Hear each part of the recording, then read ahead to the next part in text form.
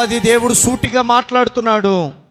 ఈ క్షణం నుంచి అయినా కూడా తెలుసుకుని పశ్చాత్తాపడితే నా ప్రభువు నిన్ను క్షమించడానికి సిద్ధంగా ఉన్నాడు.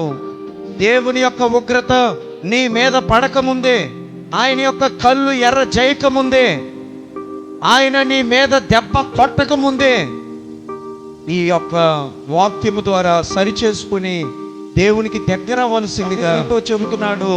ఎంతగా మాట్లాడుతున్నప్పటికీ కూడా నీ హృదయము మారనట్లయితే జాగ్రత్త సహోదరుడా, జాగ్రత్త సహోదరి, నువ్వు చాలా నష్టపోతావు, నీ కుటుంబంలో చాలా దెబ్బతింటావు. కాబట్టి ఇప్పటికీ ఈ యొక్క రక్షణను నిర్లక్ష్యం చేయొద్దు.